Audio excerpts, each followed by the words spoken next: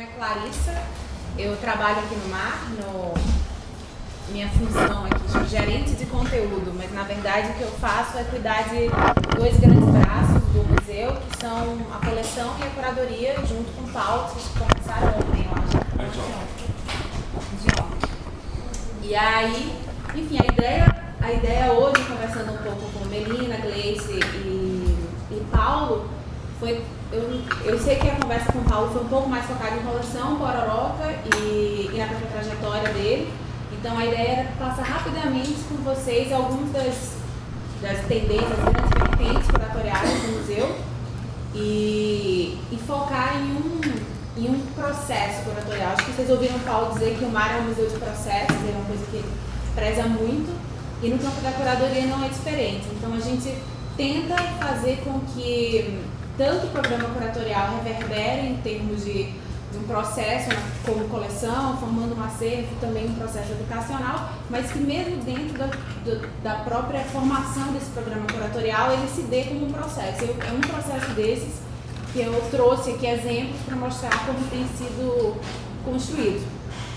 E aí, mas antes de fazer essa abordagem específica, Paulo falou para vocês desses 5 núcleos, não, né? Não exatamente, Não assim tão sistematicamente. Mas, de modo geral, o programa, vocês fiquem super à vontade para interromper, perguntar, enfim. O programa se divide ou tenta se organizar nessas 5 grandes vocações curatoriais do museu. Uma é a história do Rio de Janeiro, né? Enfim, tendo o Rio no próprio título do museu, essa é uma grande preocupação, interesse constante do museu. O terceiro andar, que hoje está com a exposição do Valão da Favela, é um andar que, sendo esse primeiro que recebe o visitante, está sempre dedicado a algum olhar específico sobre a história da cidade. Então, não sei se alguém aqui teve a oportunidade de vir no ano passado, mas existia uma exposição em torno da paisagem, da construção da paisagem do Rio. Agora, essa exposição tem uma relação mais específica com a região portuária, né, com a nossa vizinhança. E no ano que vem, por exemplo, estamos curando a exposição sobre o século XVIII no Rio, que é esse momento em que o Rio tem uma grande virada urbanística, enfim, vai se tornar a capital e é o foco de pesquisas do ano que vem. Então é um andar que se constitui a partir de um olhar para a história do Rio e tende a ser também um andar que, assim como grande parte das exposições do MAR, não é só uma exposição histórica nem documental, ela tem arte contemporânea, enfim, ela faz um cruzamento de perspectivas diversas sobre o Rio de Janeiro. Um outro ponto fundamental são as exposições um pouco mais específicas, no sentido de discutir alguns aspectos da história da arte com foco no Brasil. Como vocês devem saber, essa é uma grande missão, uma grande tarefa que Paulo, como curador pessoalmente crítico, sempre teve, né, na atuação dele ao longo desses anos todos, que é esse cuidado constante com uma revisão historiográfica da arte, como que a gente constrói essas grandes narrativas da arte brasileira, não sem coincidência que ele tem pesquisado muito a região norte, nordeste, enfim, alguns locais, alguns modernismos que estão normalmente fora dessas narrativas mais usuais, né, que chegam com mais facilidade a gente. Então, o MAR tem também um compromisso com essa revisão historiográfica. E são exposições, eu não sei, alguém que viu, mas na abertura do museu a gente tinha uma exposição chamada Vontade Construtiva, que fazia tinha um olhar específico para uma segunda geração construtiva, que não a primeira, mas a segunda, que é uma geração um pouco menos conhecida, ou exposições como a própria Pororoca, que é uma exposição da coleção, que também, a seu modo, faz uma revisão, ou Pernambuco Experimental, que foi uma exposição que foi no final do ano passado, no começo desse ano, que olhou para quase um século de história de Pernambuco, enfim, tentando entender o lugar de experimentação, da vanguarda, da modernidade até os anos 80 em Pernambuco. São algumas dessas exposições que têm esse caráter e que, claro, um pouco de revisão historiográfica está em todas as outras exposições do MAR, como também um pouco de história do Rio, enfim, as coisas se misturam, mas aqui elas são didaticamente colocadas só para facilitar assim, o entendimento. Um terceiro item é a própria coleção. Pensar que o programa de exposições do museu precisa dar conta da sua coleção de duas maneiras. promovendo exposições que mostrem, né, enfim, que deem contínuo acesso. E no caso do museu, como é uma coleção de informação, elas têm a peculiaridade de mostrar essa coleção sendo formada, né? Cada exposição é uma espécie de testemunha de um crescimento dessa coleção. Ao mesmo tempo, como o Paulo deve ter falado para vocês, a coleção se forma a partir das exposições do mar. Então a gente tem tido o esforço, enfim, uma mobilização mesmo para tentar, na medida do possível, adquirir para a coleção peças que estão em exibição nas exposições temporárias. No sentido de que a cada mostra ou a cada conjunto de exposições, que é um pouco do estudo do caso que eu mostrava para vocês, parte fique no mar como forma de garantir uma continuidade da pesquisa daquela questão, daquele tema para os anos futuros. Pernambuco Experimental, por exemplo, era uma exposição com mais de 450 obras, as quais 150 hoje são do acervo do museu.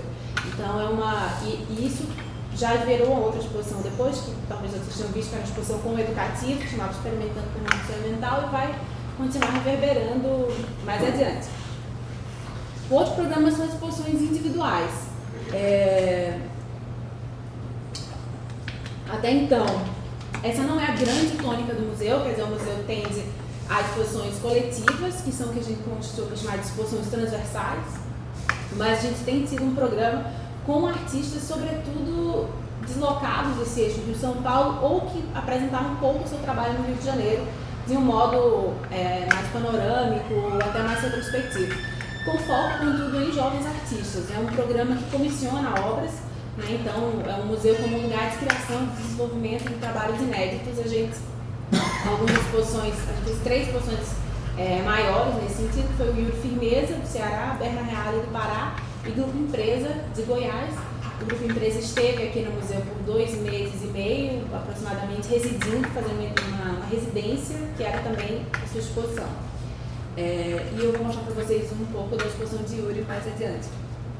E as exposições transversais, que são talvez seja o modus operandi mais claro das mostras do mar, e que atravessam todas as outras exposições, né? Elas não são um tipo de exposição em si, mas algumas exposições poderiam ser encaixadas nessa explicação, que são mostras que partem de alguma questão, de algum território aí de inquietações e tratam, enfim, abordam esse território a partir de perspectivas múltiplas, tanto da arte quanto dos movimentos sociais, um pouco de ativismo, um pouco de história, um pouco de estudos culturais, enfim, são exposições que não podem ser muito facilmente enquadradas em exposições de arte ou exposições de história ou de cultura, como, por exemplo, a exposição Josephine Baker Le Corbusier, no Rio, que acho que o Paulo mencionou com vocês essa exposição.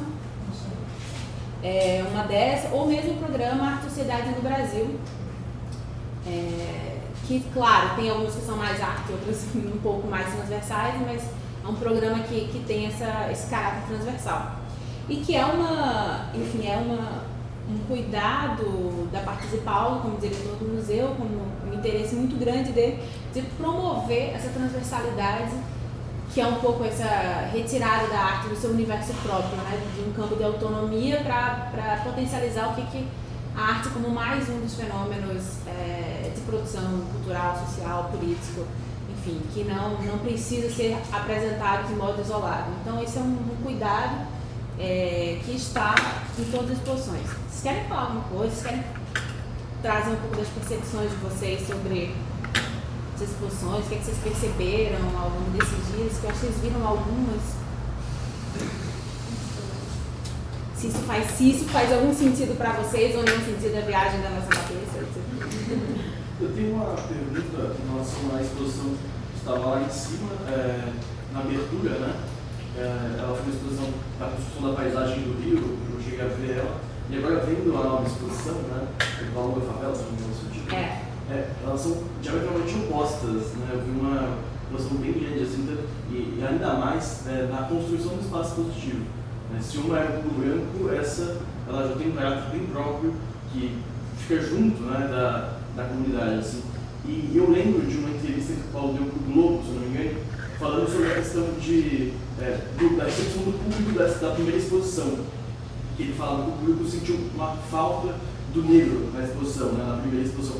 eu queria saber se essa exposição foi uma espécie de resposta, vocês pensaram nessa questão da recepção do público e do espaço, assim, vocês estão inseridos, como é que foi isso? Sim, eu acho que, sem dúvida, isso é muito importante, mas acho também, a primeira exposição, Rio de Imagens, ela foi uma exposição que foi concebida antes do museu existir. O museu abriu com 4 exposições inaugurais, que eram Rio de Imagens, tinha foco na paisagem do Rio de Janeiro, a coleção do João Boguitti, que foi a única exposição que não foi produzida, digamos assim, pelo MAR, uma exposição de uma coleção, enfim, curada pelo colecionador e o curador por ele escolhido. A exposição Vontade Construtiva, que também partia da coleção Fada, mas já era um pouco mais essa vocação da revisão historiográfica, que é uma, enfim, cultiva. E a primeira parte do programa Arte e Sociedade no Brasil, a primeira exposição foi o Abrigo Terreno, que nós vamos falar um pouco sobre ela. Todas elas foram concebidas no momento prévio à existência do museu. Algumas foram concebidas já por esses que seriam uma equipe curatorial do museu, no caso Paulo, eu e enfim alguns parceiros. Outras não. Rio de Imagens foi talvez uma exposição mais no meio do caminho, porque a curadoria dela era de Rafael Cardoso, um historiador que é curador também do Valão da Favela, junto comigo, com essa exposição que vocês viram, e Carlos Martins, que é um curador com larga experiência em iconografia. E naquele momento, o Rio de Janeiro para o mar ainda não era um Rio de Janeiro com carne, com cara, que é esse Rio de Janeiro, enfim, depois que a gente se instala e abre, a gente passa a conhecer. Enfim. A gente passa a habitar esse espaço e não tem como o corpo do museu não responder ao que é estar aqui. Então eu acho que essa é a principal razão para que você tenha essa sensação de uma certa, talvez, indiferença ou não sei. Só realmente que houve uma mudança, né, muito grande, mas isso não diferença de forma alguma. Mas de qualquer forma a gente super enxerga, faz essa crítica assim, em relação à mostra, a Rio de Imagens. Assim. Claro, ela tinha o foco dela, quando discute paisagem, discute também a construção do imaginário do Rio de Janeiro e essa construção dada para fora do Brasil.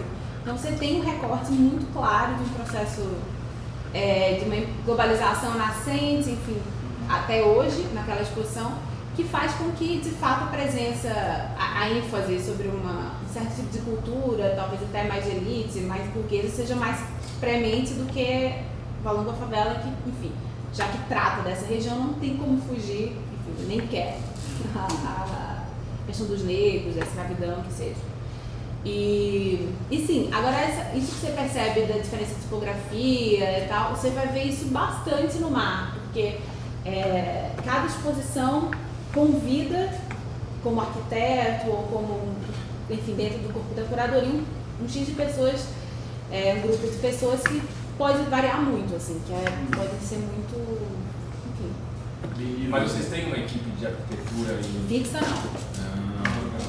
Então, e aí, de fato, cada equipe curatorial, e como equipe curatorial, normalmente a gente entende os curadores, pesquisadores, assistentes curatoriais, o arquiteto e o designer, normalmente são as pessoas que estão concebendo aí essas exposições, vai ter total liberdade para atuar. De fato, Valão da Favela é uma exposição, apesar de ter vários núcleos, ela é um pouco menos narrativa em termos de espaço do que Rio de Imagens, por exemplo, tem corredores, ela é tipo um caminho, um percurso muito claro a ser feito, assim.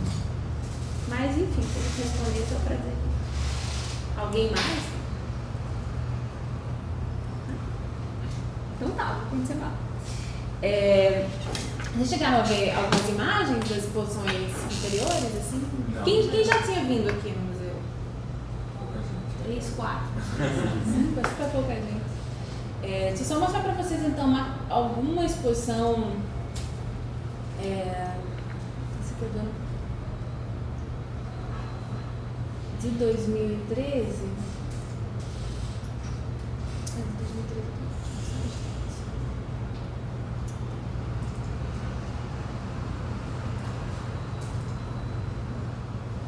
Só para vocês verem um pouco essa que você mencionou, a Rio de Imagens. Gente, é muito ruim você mexer assim de costas. Mostra. detalhes, eu vou mostrar só as fotos.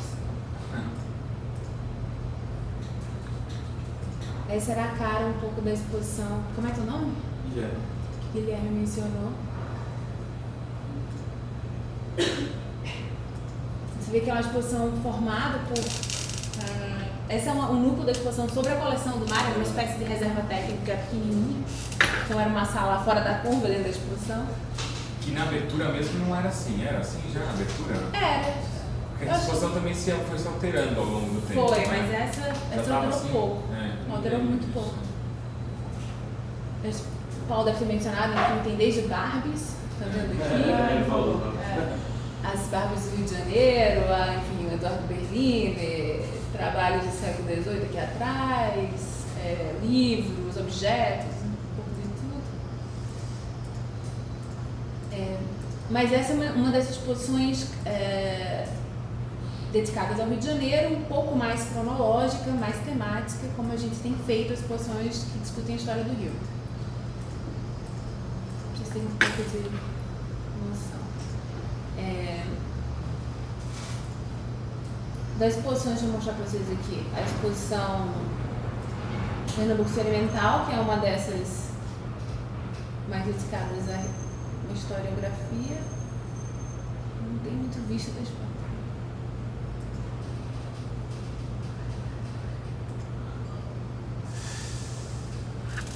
Que também era uma exposição, assim como o Rio de Imagens, o Valon, uma exposição dividida em vários núcleos, que tenta ter um certo caráter didático, ou seja, de introdução, né, para o grande público dessa cena de arte. Mas é uma exposição que a gente vê que a expografia dela é muito menos convencional, né? Do que talvez do que a primeira do Rio de Imagens. Exato. Ela tinha uma mudança radical no espaço, que enquanto o Rio de Imagens dividia o espaço em corredores, né, em linhas retas, quer dizer, mas ela dividia o espaço num X, numa diagonal. Então só isso já era uma grande diferença. Na verdade, foi a primeira exposição do Mar, depois a gente fez outras, que usou o espaço com corte diagonal. Então, isso, quando você entra na sala, muda completamente a experiência de espaço. Às vezes vocês conseguem ver as paredes, elas são em diagonal dentro da sala. Eu vou mostrar para vocês imagens da Josephine Baker, que eu acho que é uma outra exposição que vale.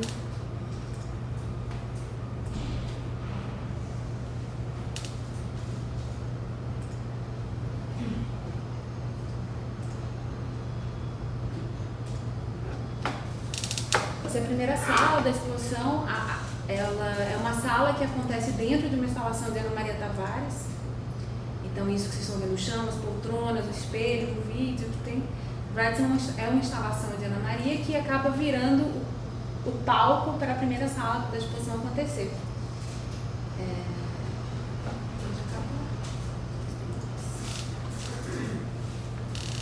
E a segunda sala. Não tem completo aqui, gente, desculpa. A segunda sala já tinha no centro dela um palco, literalmente, uma arquibancada, onde se deu o programa de performances, enfim, que fez parte da exposição. E toda o restante era ao redor desse pequeno palquinho, enfim, um palco italiano que tinha no centro. Então era uma exposição que já, a ideia de tipografia mesmo, como a gente está acostumado a ver, não existia, porque era de um lado uma instalação e de outro uma espécie de teatro. Ela funcionava, de fato, colocava o espectador de outro jeito. Assim, o corpo era muito mais conclamado a agir dentro do espaço do que as exposições habituais do museu. E eu queria mostrar para vocês como uma exposição vai um pouco sendo material de trabalho para uma próxima, chegando até o começo de 2015, que é onde a gente está nesse processo. Essa aqui foi uma das mostras inaugurais do museu, o Abrigo Terreno, as que eu mencionei. Vocês viram agora a exposição nas escolas com gaiolas, as escolas que são ágeis, que é a exposição 2 desse programa, Arte Cidade no Brasil, que foi inaugurado com essa exposição, que tinha como foco política fundiária e direito à moradia, direito à habitação. Quando a gente criou o programa, antes do museu abrir, a ideia é que essas exposições respondessem sempre a alguma questão que a gente entendesse que fosse muito urgente, muito premente a discussão social. No caso da abertura do museu, a questão da habitação, até hoje, na verdade, talvez fosse a grande preocupação, porque dentro do projeto do Porto Maravilha, esse grande projeto de requalificação, a princípio tem melhorado, mas a princípio a moradia, a habitação social estava reduzidíssima dentro do projeto e com uma alta previsão de remoção de casas em vários morros e áreas aqui da região. O que, enfim, dentro desse processo de especulação imobiliária, a seção de São Paulo conhecem isso talvez melhor do que o Rio, enfim, várias áreas da cidade de São Paulo já estão passando há muito tempo por esse processo. Então a exposição elegeu a questão da moradia e trouxe para o debate trabalhos diversos em torno disso. Vou mostrar alguns aqui. Esse aqui é o trabalho do Cineia Catadora, que é um coletivo que tem sede em São Paulo, né, que trabalha construindo, é uma editora, constrói livros junto com catadores de papelão. E esses livros, ora são escritos pelos próprios catadores, ora são livros convidados, enfim, tem todo tipo de livros, escritores, trabalhos acadêmicos, poesia, livros de artista, enfim, que são publicados e são publicados com essas capas pintadas individualmente, em papelão reciclado. E cada livro é vendido e gera uma renda para as pessoas que estão fazendo os livros, né? No caso, em São Paulo, a Cooperativa Glicéria, que é a atual cooperativa com a qual o coletivo trabalha, e aqui no Rio a gente construiu, dentro do contexto da exposição, com um grupo de meninas, basicamente, adolescentes de Morro da Providência, 4 livros. São 4 livros escritos por esse grupo de adolescentes e, claro, editados por eles. Esses livros são livros super importantes no sentido de, alguns são livros que são têm um caráter maior de denúncia em relação às remoções, aos processos em voga em termos urbanísticos na Providência, e outros são, por exemplo, um livro que foi uma sequência de saídas do Morro da Providência que esse grupo fez para outras partes da cidade, que chama De Lá Pra Cá, e é uma reflexão, então, delas, esse olhar sobre a cidade, uma amplitude muito maior do que o habitual do cotidiano desse grupo de meninas. Que hoje a gente está preparando, elas estão começando a fazer uma oficina aqui no mar. Enfim, já estão, quase todas tiveram filhos já, enfim, é um processo muito ágil e continuam próximos do museu, enfim, a gente já está começando essa oficina agora, a oficina essa ministrada por elas, né, não mais já com o coletivo. Esse é o trabalho do EO, que é um grupo do Paraná, que na verdade é um trabalho, um processo com uma comunidade que eles chamaram de Pequeno Espaço, mas que é um trabalho que parte de uma relação de cartografia, uma cartografia afetiva dessa comunidade que não era reconhecida pela prefeitura, não tinha água, iluminação, enfim, era uma ocupação, e se envolve com essa comunidade até a legalização da propriedade deles, né? E a chegada de vários serviços, correios, etc. Então, é um trabalho em que os artistas têm um papel fundamental, assim, em termos políticos, como são agentes políticos sociais bastante significativos. Esse aqui é uma partezinha de uma parede grande que era dedicada a Carlos Nelson Ferreira dos Santos e um dos primeiros projetos de requalificação urbana em favelas a partir de um processo participativo com os próprios moradores, que aconteceu em Braz de Pina, em 1967, desculpa, aqui no Rio de Janeiro. E aí vocês estão vendo moradores desenhando, discutindo e desenhando, eles desenharam suas próprias casas, discutiram as plantas, construíram as próprias casas em regime de mutirão.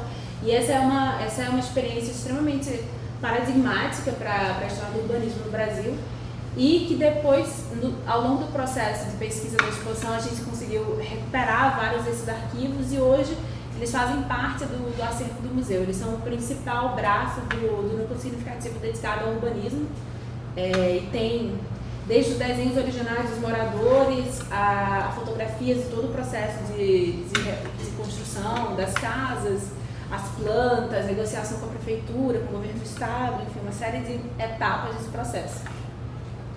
Esse é um trabalho do Márcio Almeida, de Pernambuco, onde ele propõe uma troca para uma família. Ele propõe que a família dê o barraco dela numa ocupação do Recife, em troca de uma casa, enfim, devidamente título de propriedade, etc. Casa essa que, contudo, é num bairro muito mais distante. Enfim, ele replica um pouco esses processos que a gente conhece na cidade, um pouco se coloca nesse papel do Estado, né, ele como artista. E aí ele encontra uma família que de fato faz essa troca e ganha uma casa, mas enfim, essa casa que eles ganham tem pouquíssima coisa deles dentro, porque ele fica com o barraco inteiro. E é um trabalho que, enfim, é um vídeo fotográfico que coloca em evidência todas as tensões e tensões morais e éticas dele como artista também diante dessa situação que ele propõe. Essa é uma série do Descadente, fotografias do Montes Magno. Aqui uma gravura de Adir Botelho. Essa é uma série de Walter Carvalho. Esse aqui é o projeto Mutirão, da Graziela Kunz, que estava dentro da exposição. Tem uma coisa interessante, o projeto dela acontecia dentro de uma salinha, que é um projeto, ela tem um arquivo de vídeos, talvez vocês conheçam, lá de São Paulo. São vídeos que ela vem colecionando há muitos anos, e são vídeos que mostram alguma coisa sendo feita com as próprias mãos. Pequenos gestos ou pequenas revoluções diárias. Então, tem desde um grupo de manifestantes do movimento Passe Livre abrindo uma porta de ônibus com as próprias mãos e entrando sem pagar, ou imagens do movimento Sem Terra construindo seus próprios barracos. Enfim, tem um protagonismo do do it yourself, assim, do agir com as próprias mãos. Esse é um grande arquivo que existia dentro da exposição e era acionado, sobretudo, pela equipe de educação junto ao público, e não só dentro do espaço positivo, mas em várias outras atividades que o museu realizou, mas era um trabalho que só funcionava às terças-feiras, que é o dia de visitação gratuita do museu.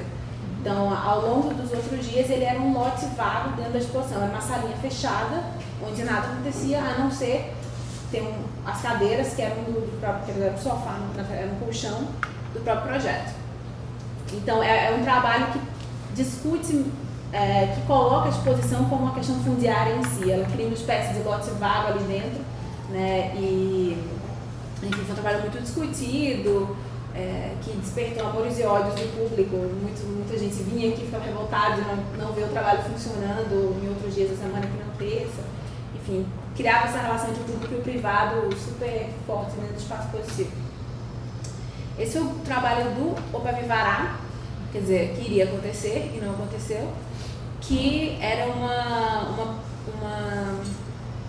eu tô grávida, eu fico esquecendo as palavras, assim. Um desfile de carro alegórico, um carro alegórico construído pelo Opa Vivará em parceria com a Pimpolhos. A escola Pimpolhos é a escola mirim da Grande Rio, que é uma escola aqui do Rio de Janeiro, que teve o seu barracão removido também dentro da série de reformas do Porto Maravilha. No momento da abertura do museu, essa remoção estava prevista, mas não garantida.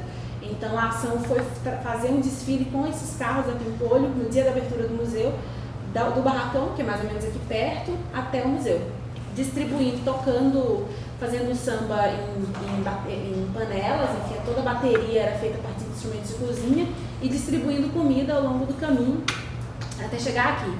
Mas no dia da abertura, Dilma esteve presente. Com isso, todo o perímetro da região passou a ser vigiado pela Força Nacional, etc. E a polícia impediu a saída do grupo, do Opa Vivará, do barracão para o museu, por achar que era parte enfim, que fosse também desse panelaço, literalmente, que aconteceu, que foi um protesto no dia da abertura do museu, enfim, um protesto sobretudo da classe artística, e que tinha também muito a ver, além de ser um protesto contra o Porto Maravilha, todo esse processo de requalificação urbana, era também uma reação ao que estava acontecendo por ordem, enfim, por cumprimento de uma ordem da Secretaria de Cultura, que fechou todos os teatros do Rio de Janeiro, cuja como chama isso? Licença, não? Alvará não estava, porque enfim, tinha tido o incêndio de Santa Maria, etc. Exatamente. E isso estava, de fato, mexendo muito com a economia de toda uma classe. Então, eram esses dois grandes motivos da proposta, e a manifestação foi divulgada como um panelaço na Praça Mauá, a mesma forma de divulgação do Opa Vivará em relação à ação deles aqui, mesmo sendo parte de uma ação do museu, promovida pelo museu, paga pelo museu, artistas convidados, etc., foram igualmente censurados e não vieram para abertura. Então foi uma das primeiras grandes embates e frustrações curatoriais, assim, pelo menos para mim, em relação ao lugar, né, e a potência não só do museu, mas da arte, sobretudo, diante de tudo que acontece, né, nessa cena muito maior da cidade. E não houve a tentativa, a possibilidade de se refazer isso? Não, aí ninguém quis, assim, o Opa não quis, a Pimpolhos queria, o Opa não queria tanto, a gente também não quis insistir, porque a gente acha que o não acontecimento é tão eloquente quanto o acontecimento.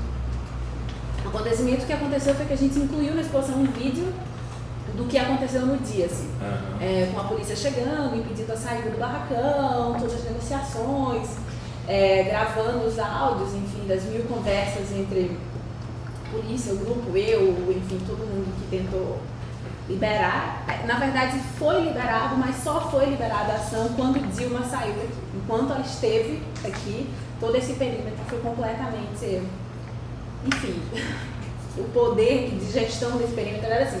O cais aqui do lado de um navio de guerra estacionado aqui, o cais de passageiros, helicóptero voando, e é isso, e o grupo não pôde sair. Foi era parte da segurança presidencial não acontecer.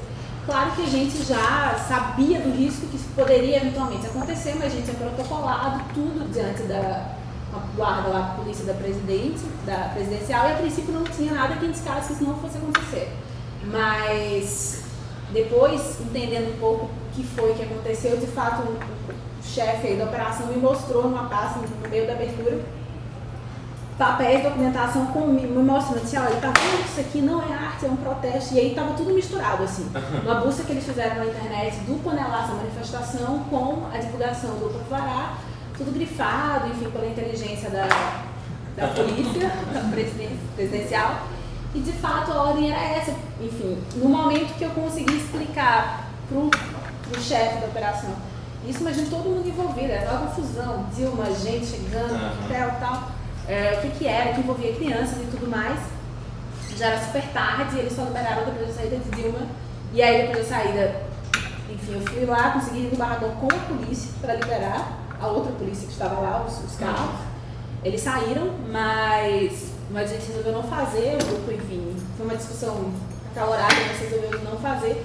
E tudo isso fez parte desse vídeo que passou então a integrar a exposição. Então você tinha ali o registro dessa ação não acontecida e ainda assim acontecendo até hoje na exposição. E esse registro faz parte da coleção hoje? Como vocês trabalham nele? Não, ele não faz parte. A gente podia até tentar se ocupar do comprar, mas não faz parte. Mas o que faz parte é esse aqui, que era um pouco do que eu queria mostrar para vocês, que na exposição existia essa instalação aqui, que eram 4 paredes com muita documentação por fora e um acervo grande de vídeos por dentro, que era documentação em torno da ocupação praxismar em São Paulo, mais ou menos entre 2003 e 2011, uma fase em que muitos artistas estiveram envolvidos com a ocupação, e que discutia, além da questão da moradia em si, sobretudo o envolvimento da arte com todos os tipos de movimentos e sociais em torno da moradia. Era uma instalação que, enfim, o objeto dela era São Paulo, até porque no Rio é muito rarefeita a organização e a articulação do campo da arte diante dessas questões, e foi extremamente polêmica de todas as maneiras possíveis. Aqui é um grupo de de pessoas moradores da ocupação e de artistas e de pessoas envolvidas com movimentos sociais, movimento sem teto em São Paulo, que vieram para a abertura com essa camisa gentrificada, isso é na abertura do museu, e que fazia parte, enfim, foi uma das articulações do grupo de artistas que pensou essa instalação chamada Poética do Dissenso, que acontecia no espaço positivo do museu e também num blog, que enfim é o Poética do Dissenso, onde as discussões aconteceram. Eu queria mostrar para vocês um pouco do Túlio. Os organizadores, foram muitos artistas que organizaram, mas Túlio Tavares e Daniel Lima foram talvez os mais articuladores, que são do Nova Pasta e da Frente 3 de Fevereiro. E aí eu queria... Como está nosso tempo? Tudo bem, estamos bem. 4 horas. Então tá. Queria ler para vocês um pouco, vocês têm paciência para ler isso aqui, vale a pena. Um pouco das discussões, um recorte que eu fiz das discussões internauticas e reais sobre o fato. Isso é um trecho de uma matéria, desculpa, eu não trouxe a referência, mas enfim. Enquanto os manifestantes cariocas protestaram contra o museu do lado de fora, dentro dele, artistas e famílias de São Paulo que moram ou moraram no Prestes Maia preferiram ocupar filosoficamente o espaço. O grupo paulistano, que chegou de ônibus na madrugada de sábado à capital fluminense, estava determinado a abrir um canal de conversa sobre a real situação dos moradores de Prestes Maia e de outras ocupações urbanas a causar a reflexão sobre o tema entre os visitantes que passavam pelo mar. Para a gente é um paradoxo estar dentro do museu nessa situação. Até conversamos com o grupo do Rio e eles se recusaram a participar e foram até contra a nossa estada lá dentro. Nós entendemos e respeitamos isso, mas na nossa cabeça não existe ocupar dentro ou fora. A ocupação tem que acontecer dentro e fora. O museu é do Estado, tanto quanto as ruas, somos uma faísca ali que pode explodir sim. Era a nossa forma de protesto também, ponderou Rodrigo Araújo, o Cabelo, um dos coordenadores da Mostra Abrigo Terreno na Cidade do Brasil, o Cabelo da Bizaria, que era um dos coletivos que participa até hoje. Túlio Tavares, principal articulador da exposição dos coletivos e figura importante na história da ocupação Prestes Maia, também acredita que o museu pode e deve ser espaço de manifestações e diálogo. Temos um conteúdo importante que precisa ser divulgado. É uma situação social onde o mundo está sem controle. Famílias são desocupadas das moradias de forma violenta, cachorro, bomba. Nós poderíamos ficar do lado de fora gritando ou acreditar que, entrando, abriríamos um canal de conversa. Estudantes vão passar por lá, autoridades vão passar por lá, a presidenta passou por lá. Nosso conteúdo é claro e radical, não fizemos concessões e ninguém também pediu isso. O espaço da arte sempre precisa ser ocupado e quanto menos fazemos, mais esse espaço vai ser tomado por um pensamento medíocre. A arte também envolve muita mediocridade. Terminou ele, que para deixar muito claro para todos o significado da ocupação, gosta de repetir a frase: ocupar no sistema capitalista é aceitar que tudo está fora de controle.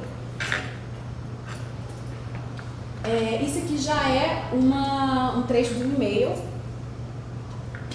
de um integrante, quer dizer, porque não existe mais o coletivo Elefante, não eu sei, mas é de um ex-integrante do Elefante.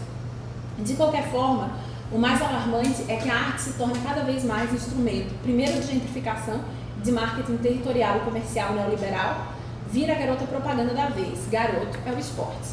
Mesmo aquela arte que almeja a crítica, ainda que construtiva, fica acuada ali, restrita. Arte, o termo, vem servindo mais e mais em esferas públicas e urbanas para promover e avalizar, ao final, ações de requalificação do que foi desqualificado. Por quem mesmo? Falar de São Paulo e do passado, ainda que recente, de importância constatada, pode ser talvez fácil ou confortável. Gera uma espécie de política representacional daquilo que foi e está longe dali, do mar. Mas e lidar com o que está ali à nossa frente, agora? Como engajar-se ali? Seria possível uma outra participação e crítica, talvez articulada sobre vetores produtivistas, buscando alternativas também positivas, mas que não sejam positivistas? É possível falar do que está em marcha ali no porto e na cidade e do que implica esse novo contexto de progresso e em construção por todo o Brasil? Sem demagogia, claro que há necessidade extrema de revitalizar e recuperar o que foi programaticamente deixado de lado há décadas pelo poder público. E observemos que esta recuperação está sendo feita pelo mesmo poder, agora mais e mais público-privado, político-econômico, que agora candidamente chama um né? Clama um recuperar de coisas sobre os regimes ou desculpas da arte, da sociedade e da cultura, e não só nos centros territoriais e visuais das cidades. Enfim, entender ou cartografar como tudo isso é feito, com quais recursos e beneficiando a quem é que torna-se um grande ponto X, a meu ver. E isso você recebeu da onde? Como que você tem esse e-mail? Porque eu também faço parte de algumas dessas listas. Muitos são listas, né, de discussão, e das que eu não faço parte, muitos artistas me mandaram e... Essa documentação está presente em algum lugar ou é sobre a apresentação? Você encontra isso muito mais no blog beleza. do Poética do Dissenso, que era da exposição, que tem um link no blog maior que chama Na Borda, que é um site, revista e ação de vários coletivos de São Paulo. Eles fizeram uma mostra na Galeria Virgílio. E Bruno Viana é um dos principais artistas e ativistas moradores do Rio, enfim, que atua no Rio de Janeiro e que foi super contra a participação dos coletivos de São Paulo aqui. E ele fala: a zona portuária está em plena intervenção. Posso te passar os e-mails convocando para reuniões lá. A resistência lá é super forte, super difícil em lugares como a Vila Olímpica na Zona Oeste, a favela da Estradinha na Zona Sul e o Morro da Providência ao lado do museu. Então, para quem está na linha de defesa, essa exibição é um vírus, sim, mas de quem está orquestrando as intervenções. Na visão deles, eles estão criando um espaço tão democrático que há espaço para oposição dentro, tão isento que os movimentos sociais estão vindo de ônibus apoiar. A ação de vocês vai ser um endosso das intervenções que estão rolando. Claro que adoramos esses vídeos, queremos ver eles inseridos em todas as partes, mas esse lugar específico é muito delicado. Ninguém acha que isso é uma orquestração maligna do prefeito ou coisa assim, mas a visão aqui é que vai cair super bem para eles. E aí, de fato, criou-se uma polarização entre Rio e São Paulo em torno da exposição, em torno dos modos e envolvimentos dos coletivos com a proposta da exposição e do museu, consequentemente. E Mariana Cavalcante, que também está participando da exposição, é integrante de alguns dos coletivos que atuaram no Prestes Maia. Eu acho que é assim, da parte de alguns, essa vontade de inscrever aquele período Prestes Maia na história da arte. Fazer com que o meio da arte reconheça a tal arte ativista. Porque uma das críticas é que a participação dos artistas aqui seria uma espécie de vaidade artística, de inserção, de inscrição na história da arte. Assim, um desejo de que a arte finalmente reconhecesse esse movimento que muitas vezes é muito mais lido e compreendido como ativismo e não como produção, sei lá, de artes visuais. Mas, da parte de muitos, o que existe é a vontade de fazer eles circular em outros meios, atingir outros públicos e não deixar que o que aconteceu simplesmente morrer. Principalmente porque os processos que vitimam essas pessoas continuam a ocorrer com grande força no Brasil, em várias cidades, claro, você sabe disso. Esses artistas, de certa forma, lutaram e lutam pelo mesmo que vocês. O que está acontecendo é que essas pessoas estão apostando em uma estratégia diferente, oposta de vocês, que é justamente ocupar o território inimigo com esse discurso, essa realidade ignorada como um vírus. E essa discussão sobre ocupar o território inimigo é antiga, sabemos, e sabemos que é um dos pontos divergentes entre artistas e ativistas diversos, e que muitas vezes tem nos colocado em campos opostos. Discutimos isso há muito tempo, ninguém cedeu ainda, e a gente investe um bom tempo se odiando. Bom, essa é uma leitura minha do processo, do que eu conheço dessas pessoas que não são os coletivos de São Paulo, ou mesmo todos os coletivos que estiveram naquela época no Prestes. Porque eu acho que sejam eu não acho que seja um bando de artistas vaidosos e cínicos. São meus amigos, compartilhamos aqueles momentos no Prestes e sei de tudo que significou muito para essas pessoas e que é um afeto grande por tudo que construímos juntos ali, entre nós e com o sem-teto. Então eu acho que a ideia principal a coisa já rolou, desapropriações, despejos, limpeza social. O museu está lá, será aberto com ou sem exposição sobre os movimentos sociais. Não faríamos nenhuma falta. Por que não entrar lá e falar sobre o que tudo aquilo se trata? Fazer com que as pessoas encarem essa realidade de frente. Ver quanto de cinismo é necessário para que as pessoas simplesmente finjam que não entenderam a mensagem. Esse museu não precisa de artista ativista para se legitimar, não mesmo. O Paes, Eduardo Paes, não se daria ao trabalho de fazer essa encomenda. Mas a brecha surgiu. Melhor ignorar e não participar ou aproveitar e se manifestar. venceu a aposta na força do trabalho, do movimento e do conteúdo produzido para gerar discussão, causar algum desconforto, o que já está acontecendo, não é verdade? Sabe o que também me incomoda nesse projeto? É voltar a defender um movimento que, depois de alguns anos dentro dele, de dedicação e verdadeira paixão, me decepcionou. Levantar novamente a bandeira de um movimento que é autoritário, que transforma suas ocupações em currais eleitorais. Não estava mais nos meus planos. Mas apesar do movimento em si, a luta é justa. As pessoas estão lutando por direitos, a moradia, ao centro, etc. E elas continuam aqui e aí sofrendo com a especulação imobiliária. Então, para mim, a ação é válida. Vocês querem comentar alguma coisa desses debates, essas trocas? É interessante, eu não sabia que tinha tido essa recusa dos cariocas. Eu sabia do Túlio, que tinha participado, eu acompanhei um pouco por lá, mas eu não sabia que aqui era a cidade não recebeu bem os artistas, sim, por causa da cidade, os artistas, os ativistas daqui. Os ativistas, sobretudo.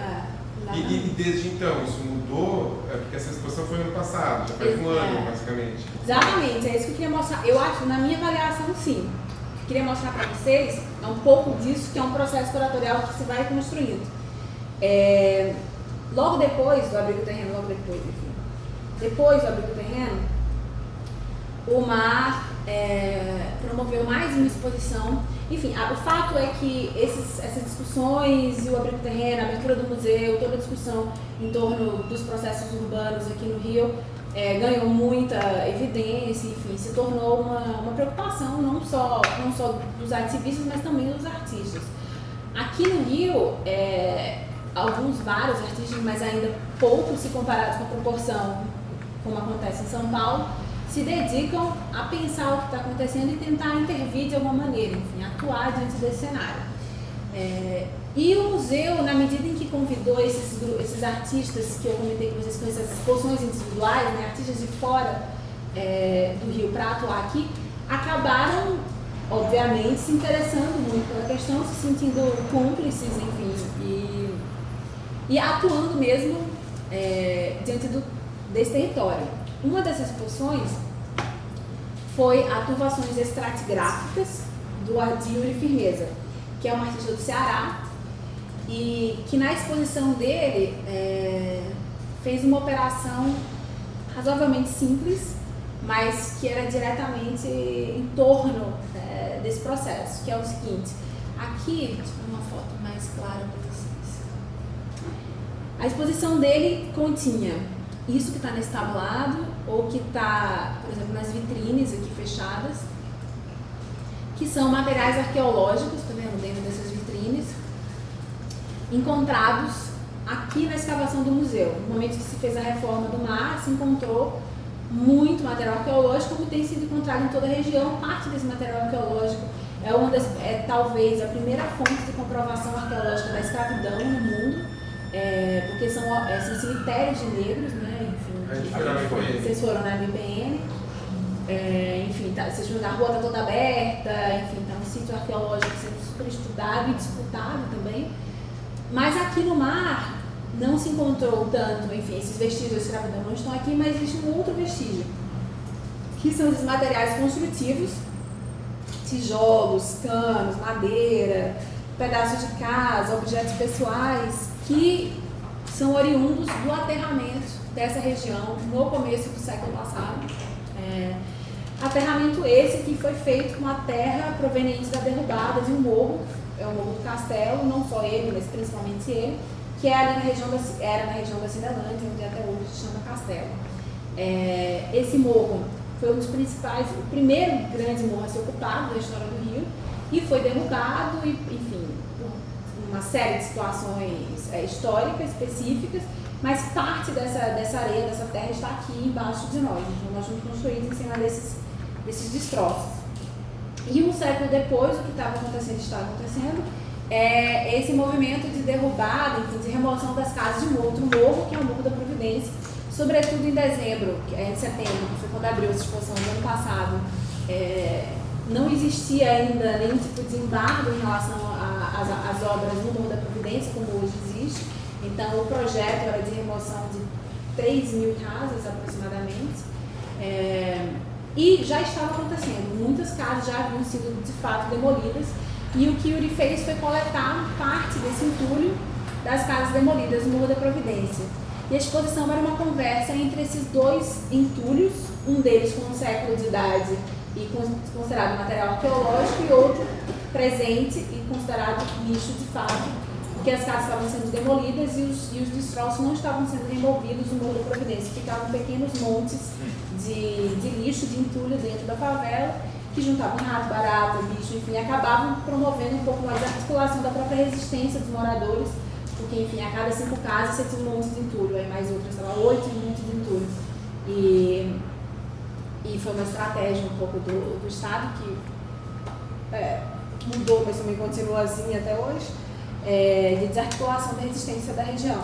Então a exposição tinha esses dois materiais reunidos e por cima disso, deixa eu ver aqui nas fotos, vistas desse entulho. Os entulhos são muito parecidos, eles são materiais de construção e das casas, mas com séculos de diferença entre eles.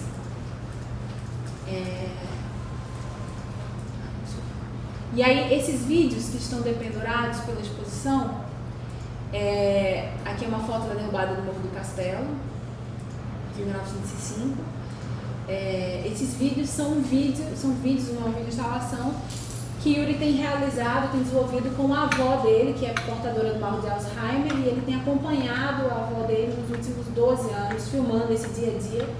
E o vídeo privilegiava situações em que a avó repetia continuamente as mesmas ações, os mesmos gestos, por haver esquecido que tinha acabado de fazer alguma coisa.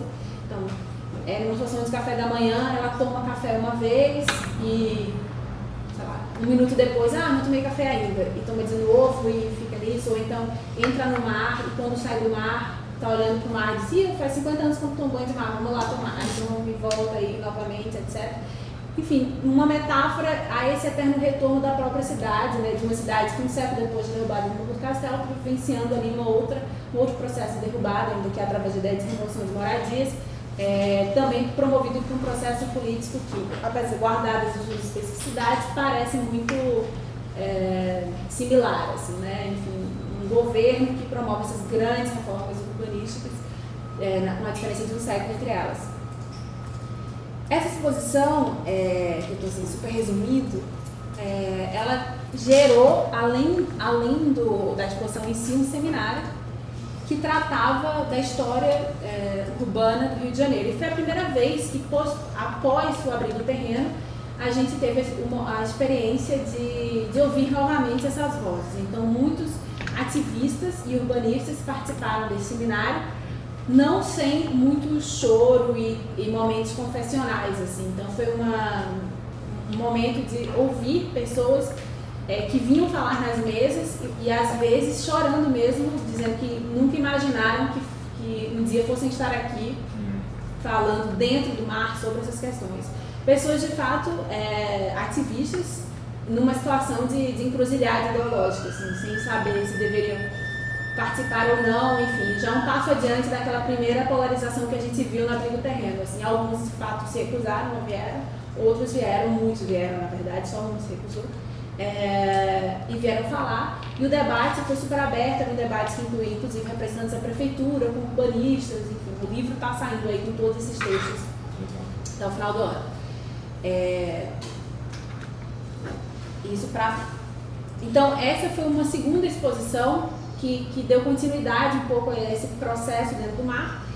E assim. Mas isso, desculpa te interromper, mas não é que vocês pediram para o Yuri abordar isso, foi uma iniciativa do artista frente à realidade que ele tinha presenciado. Digamos que a gente trouxe ele muitas vezes ao Rio de Janeiro, levamos ele nos morros, apresentamos muito bem a situação. Claro, ele sozinho, mas a gente também, enfim, conversando com os artistas, a gente um pouco ajudou ele a enxergar esse contexto, esse panorama. Foi uma residência que ele fez aqui. Não foi exatamente uma residência, mas como essas exposições individuais, elas comissionam projetos, elas são a criação de uma obra inédita, esses artistas têm um tempo de desenvolvimento. O Yuri teve 1 ano e pouco para criar, assim como o Bernard Reale, que era fazer exposição junto com o Yuri, também tinha um trabalho chamado Americano, que comentava diretamente a situação da cidade olímpica, do projeto olímpico para a cidade. Digamos que existe uma orientação, não uma orientação, mas um estímulo curatorial para que esses projetos, sendo parte da poética do artista, obviamente, se sintam à vontade para responder ao que acontece na cidade, né? Então, isso é um pouco de um encontro entre o que já é interesse do artista e o que o museu, está aberto a, digamos. E aí, nesse processo, o MAR construiu, junto com parte desses artistas que estiveram presentes no Abrigo Terreno, que tinha uma instalação poética do Vicenço, um projeto de aquisição de 54 obras e documentação referentes a esse período, mais ou menos entre 2003 e 2011, na verdade se estendeu até 2013 na nossa curadoria, em São Paulo, da relação da arte com a ocupação praxismária, com o movimento sem teto, enfim, em São Paulo. Aqui eu vou passar rapidamente para vocês alguns dos coletivos que fazem parte dessa coleção, que a Revolução Não Será Televisionada. Alguns são muito, talvez, íntimos de vocês. A Bijari, Catadores de Histórias, Companhia Cachorra, Cobaia, Contra Filé, seu trabalho Cabelo Horizonte, o movimento da descatracalização da vida, o EIA. E como eles são muito novos, talvez eles não tenham acompanhado isso em São Paulo nos anos 2000, basicamente. A falta da Nossa Hoje, acho que eles não estavam no primeiro grau ainda. Vocês têm cara de o Elefante, enfim, são todos trabalhos, então, que quase sempre intervenções urbanas que aconteceram ou especificamente dentro de ocupações ou em regiões que estavam sofrendo um impacto urbanístico muito grande, como o Largo da Batata, lá em São Paulo. Então, você tem intervenções tipo um capacho na entrada de uma ocupação, ou também na entrada de centros culturais, ou de prédios públicos, dignidade, que você é obrigado a passar por cima da dignidade, botar os pés na dignidade. Uma série de lambe-lambes e gravuras, enfim, muita serigrafia dessas que se espalham pela cidade. Instalações, isso aqui é uma instalação com grades, enfim, grades da cidade de São Paulo, que comenta essa compartimentação, né, estratificação do espaço. Esse grande adesivo que tem escrito Vida versus Propriedade, como se o urubu, enfim, uma variedade enorme de trabalhos. À frente de 3 de fevereiro, talvez vocês conheçam mais, são esses grandes bandeirões usados em estádios de futebol. O mais famoso, acho que é o Zumbi Somos Nós, mas da coleção Mar é esse aqui, Onde Estão os Negros, essa pergunta, além das fotos. Mas vocês têm a faixa?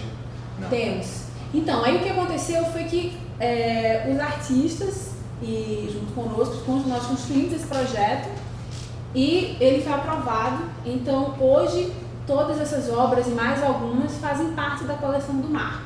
É o primeiro grande núcleo institucional, enfim, a primeira grande coleção desse tipo de produção em museus brasileiros. E agora a gente está preparando para 27 de janeiro, 3 de fevereiro do ano que vem, a exposição dessa coleção. 3 de fevereiro. 3 de fevereiro. A mostra dessa coleção. E do Rio, não tem nenhum coletivo do Rio? Que coisa, só tem em São Paulo? Porque também era muito específico, é um recorte histórico, assim, é uma documentação desse período de relação entre o movimento social, com foco em moradia, e a arte, assim, é tipo uma coleção muito recortada em termos históricos. Muito específica, né? Mas, essa é uma questão. Como é que o Rio lida com isso? Mesmo lá de Recife, tem uma série de coletivos lá? Agora tem, assim, atuantes hoje. Mas esse recorte foi até 2011, assim. E é basicamente uma sequência do que estava na exposição Abrigo Terreno, né? Foi dentro dessa política de formação de acervo, que é um espelho também do programa curatorial, é mais um desses braços de tentativa de manter no acervo, com a ideia de dar continuidade aos debates, parte do que a gente apresenta nas exposições temporárias. E agora nós estamos elaborando essa exposição, que abre em fevereiro, e que traz mais uma camada desse debate, que é como que você institucionaliza esse tipo de trabalho, como que eles entram no museu. E os artistas que estavam sendo lá em 2013 criticados por terem entrado, permitido que as obras sejam apresentadas no museu, agora estão às voltas com como é que de fato se entra numa coleção, se apresenta numa coleção. Algumas das ideias é o que a gente chama de uma exposição que tem um projeto de ativação. Então, parte dessas obras, por exemplo, os trabalhos envolvendo catraca ou esse Vida e Propriedades, elas são apresentadas não como obras dentro da galeria, mas no espaço do museu. Então, assim, o Vida e Propriedades, que é normalmente afixado em situações de muros de vidro, vai ocupar todo o nosso muro de vidro aqui. Os trabalhos em torno da catraca ocupam a região das catracas. E uma tentativa de trazer a crítica para a própria arquitetura, para a própria lógica arquitetônica do museu, além da documentação, e um programa de residências com esses artistas. Muitos deles hoje, seus coletivos não existem mais, já se dissolveram, né, ou então se recombinaram entre si. Então, pensar a participação desses artistas a partir do que é hoje a atuação deles, né, após 10 anos, muitas vezes, dos trabalhos que fazem parte da coleção. E aí numa parceria mais integrada também, assim, entre eles e a atuação educacional do MAR, que lá em 2013 foi muito rarefeita porque, enfim, o museu estava abrindo, a curadoria foi feita quando não existia ainda um educativo tão forte. Hoje o cenário já é outro dentro do museu, então esses artistas também têm toda uma experiência agora junto à Escola do Olhar que não tiveram lá atrás. É isso, assim. O que eu queria apresentar para vocês, eu penso que essas 3 exposições, junto com o do Valor à Favela, que é a exposição histórica que vocês viram hoje, que de alguma forma também é um passo adiante da exposição de Yuri Firmeza, adiante não no sentido de evolução, mas assim, mais uma camada na discussão, fala um pouco, evidencia um pouco do que pode ser um processo, de como tem sido aqui no museu, um processo curatorial, né? Não a exposição como um evento, mas a tentativa de fazer com que uma determinada questão continue se desdobrando, criando mesmo raízes dentro da instituição para que seja um problema com o qual a gente lida constantemente. Nesse caso específico, esse é da maior importância porque esse é um problema político que o museu assume na medida em que se instala nessa região. Então, ela é um pressuposto básico para o programa curatorial e para a coleção do museu, da qual não poderíamos sequer imaginar fugir, assim, do nosso ponto de vista. Mas é isso, vocês querem? Também tem? Você tem que acabar assim? Sim. Tem meia hora para discutir, tá ótimo.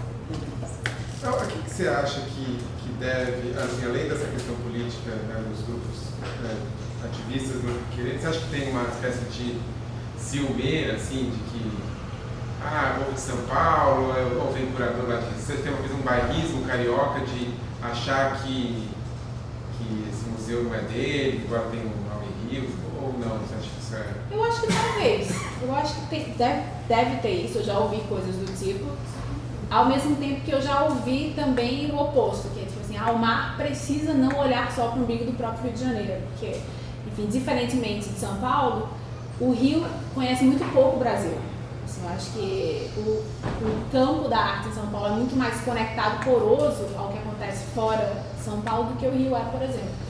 Os museus e as galerias cariocas apresentam uma proporção infinitamente maior de mostras dos artistas do Rio de Janeiro do que em São Paulo. Então existe uma certa um interesse mesmo do MAR em não ser mais uma dessas instituições que faz isso, porque esse trabalho já é super bem feito pelo MAN, pela Casa França Brasil, enfim, Centro Petróleo e Oiticica, e a gente acha que o MAR, até por ter, no momento político atual, mais aporte financeiro, deve tentar elaborar esses projetos que vão buscar coisas mais distantes. Assim.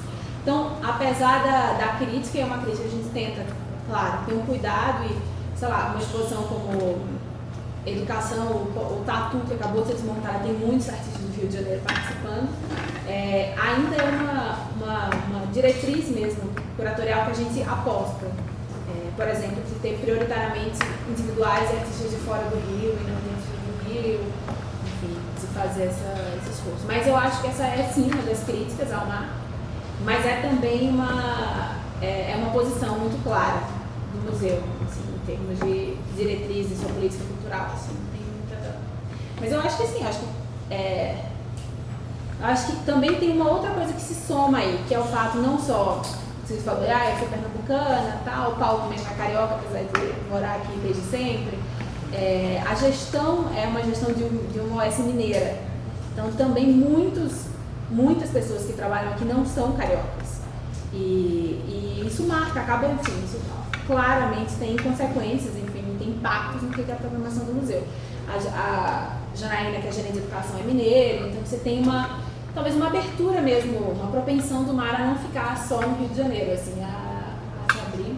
Mas em relação a essa coisa dos coletivos especificamente e do ativismo, é isso, assim, como os grupos daqui estão muito mais íntimos, né, enfim, com a situação política e com o próprio projeto Porto Maravilha, obviamente ofereceriam maior resistência, né, e acho que estão certos, assim, não acho que isso é uma posição equivocada até certo ponto, ao projeto do museu.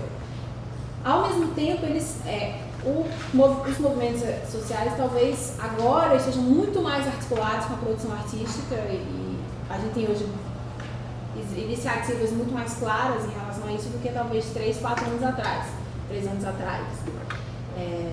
Em São Paulo isso já é um fenômeno, assim, em termos com maior abrangência social há muito mais tempo. Assim, não é o caso de 1, 2 ou 3 grupos, mas de 30, 40 grupos, né, de artistas que lidam com questões sociais.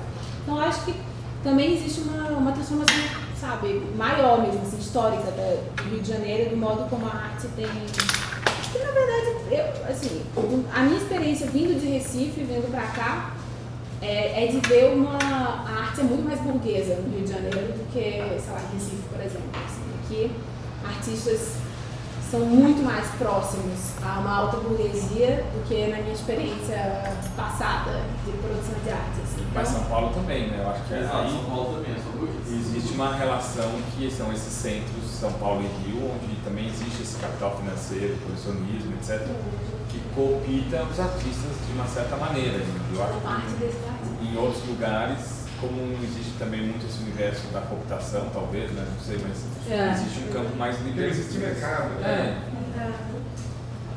Mesmo esses coletivos fizeram uma mostra numa galeria comercial, por mais que tenha sido uma mostra dificilmente vendável, uma galeria que talvez não seja um grande mercadão como outras galerias paulistanas, ainda assim não há uma oposição em relação ao mercado deliberado hoje em dia.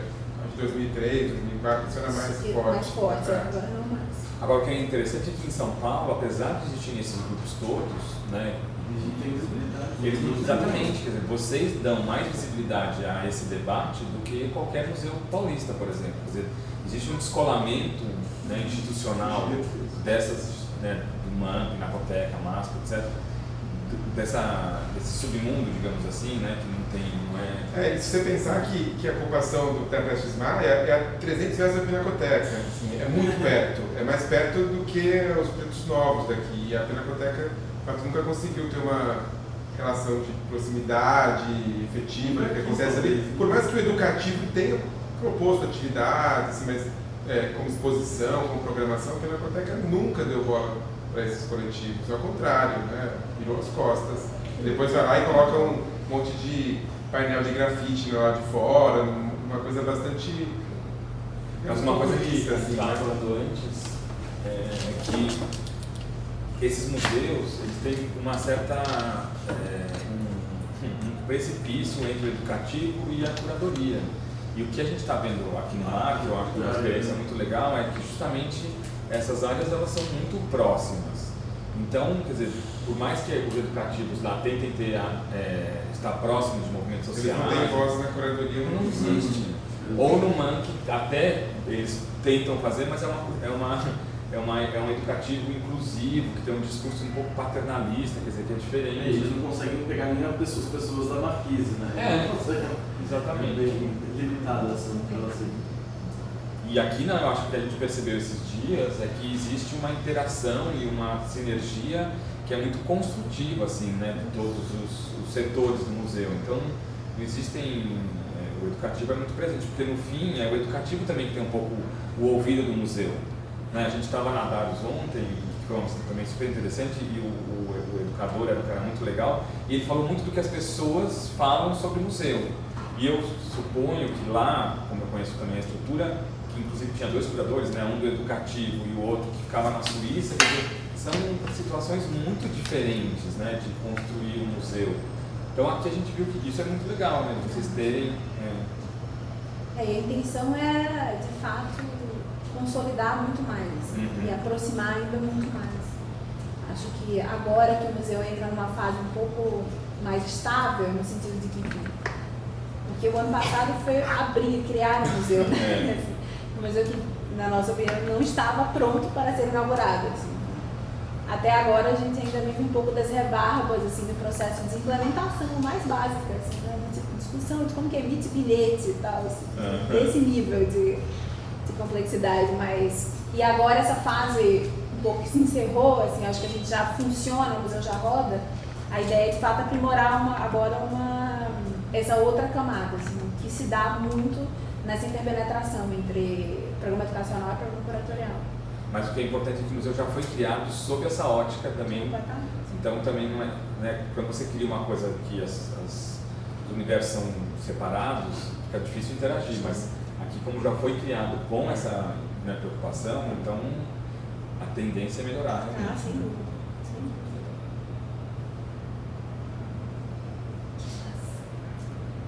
Eles todos querem pedir emprego aqui no museu. Várias vagas. Falta um estágio. Eles antecipou. Super. A gente gostaria de dar emprego a muito mais gente, porque de fato é um museu gigante que precisava de uma equipe 3 vezes maior. Mas ainda é um museu, é isso, a gente ainda está entendendo a sua estrutura orçamentária, não dá para também inchar e depois não ter nenhuma garantia. É um museu público, não é um museu da prefeitura ainda. Por mais que seja regido sob um contrato, enfim, que é o modelo de gestão, né, que é o OS, e ter esse contrato empodera muito mais a instituição face às fontes de recursos da prefeitura do que não ter um contrato, enfim. Muitos outros centros culturais aqui do Rio de Janeiro ficam aguardando os orçamentos da prefeitura que nunca chegam, então o fato de ser legislado aí por um contrato de fato ajuda, mas ainda assim a gente ainda tem muita insegurança do que vai acontecer, sobretudo pós-Olimpíadas, assim, né? Como é que esse financiamento vai ser feito, se ele vai se manter crescendo, que é o que o museu precisa, né? Não pode voltar atrás. Não pode ter um retrocesso, então a equipe exige todo um cuidado de gestão para não, de fato, criar uma bolha de pessoal que depois não seja sustentável. Assim, e aí é o pior corte da vida, que é esse quando você tem que diminuir equipes e tal. Então, hoje ainda é muito pequena diante do que gostaríamos e do que precisamos que venha a ser, assim, né? Diante do tamanho e da ambição mesmo do projeto do museu.